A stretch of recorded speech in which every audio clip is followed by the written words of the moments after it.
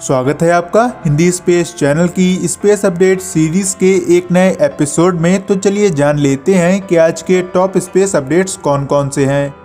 आज की पहली अपडेट सैटर्न और जुपिटर के हो रहे कंजंक्शन को लेकर है। जैसा कि आप सभी को यह पता ही है कि आज मतलब 21 दिसंबर को 800 सालों के बाद दिखाई देने वाले जुपिटर और सैटर्न के कंजंक्शन का दिन है। और अब तक जब ये वीडियो रिकॉर्ड करी जा रही है तब तक ये ग्रेट कंजंक्शन पूरा भी हो चुका है। वैसे तो आपको इसके बारे में सब पता ही होगा, लेकिन अगर आपको इसके बारे में नहीं पता है तो आपको यह बता दें कि यह कंजंक्शन साल 1623 के बाद मात्र 0.1 डिग्री की दूरी पर दिखाई दिया है। वैसे तो यह 800 सालों के बाद कंडक्ट हुआ है और इसकी खास बात यह है कि आप इसको पूरी दुनिया में कहीं पर भी देख सकते हैं। और इंडिया में यह great conjunction south west region में शाम 6:30 से 7:30 के बीच दिखाई पड़ा। हमने इस कंजंक्शन के लाइव स्ट्रीमिंग करने की प्लानिंग करी थी, लेकिन हमारे एरिया में वेदर कंडीशन बहुत ही ज्यादा खराब होने की वजह से पूरे आसमान में बादल छाए हैं, जिसकी वजह से इसको हम खुद भी नहीं देख पाए हैं। तो इसकी लाइव स्ट्रीम हम कहां से कर सकते थे। फिलहाल आज देखने के बाद यह कंजंक्शन अब सन 2080 में दिखाई पड़ेगा और इन दोनों ही प्लेनेट के बीच का जो डिस्टेंस 0.1 डिग्री का आज था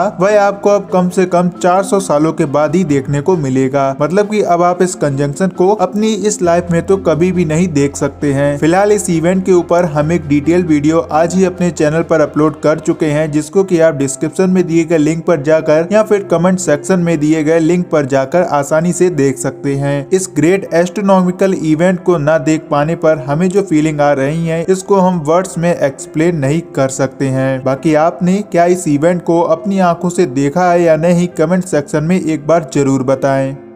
आज की दूसरी अपडेट वैज्ञानिकों के द्वारा डिस्कवर करी गई अब तक की सबसे ओल्डेस्ट गैलेक्सी को लेकर है। जैसा कि आपको यह पता है कि हमारा यूनिवर्स आज से लगभग 1400 करोड़ साल पहले बना था। वैसे इस बात का केवल अनुमान ही अब तक लगाया गया है, वो भी इस बेसिस पर यह अनुमान लगाया गया है क्योंकि अब तक हमें जो इस यूनिवर्स की सबसे पुरानी लाइट देखने को मिली है वह लगभग 13.3 बिलियन लाइट ईयर्स का सफर तय करके पृथ्वी तक पहुंची है। लेकिन अब वैज्ञानिकों के द्वारा यह सोचा जा रहा है कि उन्होंने यूनिवर्स में मौजूद अब तक की सबसे ओल्डेस्ट गैलेक्सी को डिस्कवर कर लिया है और इस गैलेक्सी का जो नाम है वह GZ11 है। और वैज्ञानिकों का यह कहना है कि यह गैलेक्सी अब तक ढूंढी गई यूनिवर्स में सबसे दूरी पर मौजूद गैलेक्सी है। और इस बात की जानकारी यूनिवर्सिटी ऑफ टोक्यो के एस्ट्रोनॉमी डिपार्टमेंट के प्रोफेसर नोबुनारी काशिकावा के द्वारा दी गई और उन्हीं के द्वारा इस GZ11 गैलेक्सी को सबसे पहले डिस्कवर भी करा गया था। वैसे आपको बता दें कि 13.4 बिलियन लाइट ईयर्स की दूर पर मौजूद होने का मतलब यह है कि GZ11 गैलेक्सी से आने वाली लाइट पृथ्वी तक 13.4 बिलियन लाइट ईयर्स का डिस्टेंस कवर करके पहुंची है। इसका मतलब आप स्क्रीन पर गैलेक्सी की जो पब्लिक करी गई इमेज को देख रहे हैं वह यूनिवर्स के बनने के मात्र कुछ मिलियन ईयर्स के बाद की गैलेक्सी के फॉर्म होने की इमेज है। अगर आपको इसको डिटेल में समझाएं तो यह जो लाइट है जो वैज्ञानिकों के द्वारा 13.4 बिलियन लाइट ईयर्स का डिस्टेंस कवर करके उनके टेलीस्कोप तक पहुंची है और जो इस गैलेक्सी को डिस्कवर करा गया है इसका मतलब यह है कि यह जो लाइट है वह गैलेक्सी की 13.4 बिलियन लाइट ईयर्स पुरानी स्टेज की लाइट है। इसको पृथ्वी तक पहुंचने में इतना समय लगा है और अभी फिलहाल इसकी डीप स्टडी करी जा रही है और इसके बारे में जो और अपडेट सामने आती है वह आपको हिंदी स्पेस चैनल पर देखने को मिलती ही रहेंगी। आज की तीसरी अपडेट हमारी पृथ्वी के शुरुआती एटमॉस्फेयर को लेकर है। द कन्वर्सेशन में पब्लिक करे गए एक आर्टिकल के अकॉर्डिंग हमारी पृथ्वी का जो शुरुआती एटमॉस्फेयर था वह हमेशा से इतना हैबिटेबल नहीं था जितना कि हम उसको आज या पिछले 200 करोड़ सालों से देखते आ रहे हैं। इस रिपोर्ट में अर्थ और वीनस के एटमॉस्फेयर को कंपेयर करा गया और यह भी बताया गया कि आज से करीब 300 करोड़ साल पहले जब पृथ्वी को बने मात्र कुछ ही साल बीते थे तब हमारी पृथ्वी का जो एटमॉस्फेयर था वह प्रेजेंट टाइम के वीनस के एटमॉस्फेयर की तरह ही था, जहां पर किसी प्रकार की लाइफ के बारे में सोचना लगभग इम्पॉसिबल सा लगता है। अर्थ का जो सरफेस टेम्परेचर था वह प्रेजेंट टाइम के वीनस प्लेनेट के टेम्परेचर से भी ज्यादा था और पृथ्वी पर शुरुआती दिनों में चारों ओर लावा फ्लो होता रहता था। लेकिन अर्थ के हैबिटेबल जोन में मौजूद होने की वजह से इसके सरफेस पर हैवी कॉमेट बम्बार्डमेंट होने की वजह से इसका सरफेस कूल डाउन हो गया और धीरे धीरे यहाँ पर लाइफ की शुरुआत होने लगी। और अगर उस टाइम मतलब कि आज से लगभग 300 करोड़ साल पहले भी किसी प्रकार की लाइफ पृथ्वी पर मौजूद थी तो इस बात की काफी ज्यादा पॉसिबिलिटीज मौजूद हैं कि वीनस प्लेनेट पर भी प्रेजेंट टाइम में स्टेंस टाइप की लाइफ पनप रही हो। लेकिन अपनी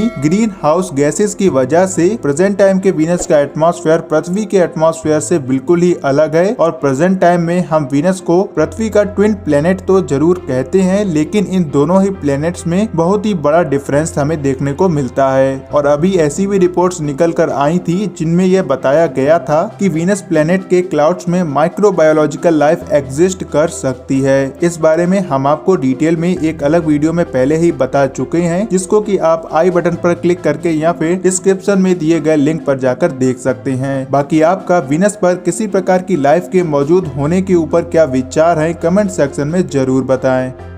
आज की चौथी अपडेट हमारे सन के पड़ोसी स्टार प्रॉक्सिमा सेंचुरी से आए अजीब और एलियन रेडियो सिग्नल्स को लेकर है। ऑस्ट्रेलिया के न्यू साउथ वेल्स में मौजूद द पार्क्स रेडियो टेलीस्कोप ने हमारे सन के सबसे करीबी प्लेनेट सिस्टम प्रॉक्सिमा सेंचुरी से आने वाले एक अजीब प्रकार के रेडियो सिग्नल्स को कैच करा है। एस्ट्रोनॉमर्स की माने तो 29 अप्रैल 2019 में प्रॉक्सिमा सेंचुरी से आने वाले सिग्नल्स को जो 26 आवर्स तक रेडियो टेलीस्कोप्स की मदद से कैच करा गया था, अब उनकी स्टडी करने पर यह पता चला है कि इस रेडियो टेलीस्कोप के द्वारा कैच करे गए इन सिग्नल्स में प्रॉक्सिमा सेंचुरी से आने वाले अजीब से सिग्नल्स को भी कैप्चर करा गया है। और इसकी स्टडी करने पर यह पता चला कि भेजे जाने वाले यह सिग्नल्स काफी ज्यादा फेंट हैं और जिन सिग्नल्स को सेटी यानी कि search for extra terrestrial life के टेलीस्कोप्स ने कैप्चर करा है उनकी फ्रीक्वेंसी मात्र 956 मेगाहर्ट्ज की है और इनका नेम BLC-1 रखा गया है। और अगर वैज्ञानिकों की माने तो ये जो सिग्नल इन टेलीस्कोप्स के द्वारा रिसीव करे गए हैं वे इंसानों के द्वारा किसी इलेक्ट्रॉनिक इक्विपमेंट से भेजे जाने वाले सिग्नल्स की तरह ही हैं, जिनको कि पृथ्वी पर इंसानों के द्वारा सैटेलाइट्स का डाटा ट्रांसमिट करने के लिए यूज किया जाता है। बाकी प्रॉक्सिमा सेंचुरी से आने वाले रेडियो सिग्नल्स को किस इलेक्ट्रॉनिक इक्विपमेंट से भेजा गया है और वहाँ पर मौजूद किस सिविलाइजेशन ने इन सिग्नल्स को भेजा है, इसके बारे में तो कुछ भी पता नहीं है। बाकी आप इन सिग्नल्स के बारे में क्या सोचते हैं कमेंट सेक्शन में जरूर बताएं। और हिंदी स्पेस का इसके ऊपर जो डिटेल वीडियो है वो जल्दी आपको इसी चैनल पर देखने को मिलेगा, जिसमें कि इन सिग्नल्स के रिसीव होने के बारे में जो न्यू आर्टिकल अभी वीडियो रिकॉर्ड करते टाइम पब्लिश करा गया है उसके बारे में आपको डिटेल में समझाया जाएगा। तो आज के इस वीडियो में बस इतना ही। अगर आपको यह वीडियो इन्फॉर्मेटिव लगा हो तो इस वीडियो को लाइक और शेयर करने के साथ साथ हिंदी स्पेस चैनल को सब्सक्राइब कीजिए ऐसे ही और वीडियोस को देखने के लिए।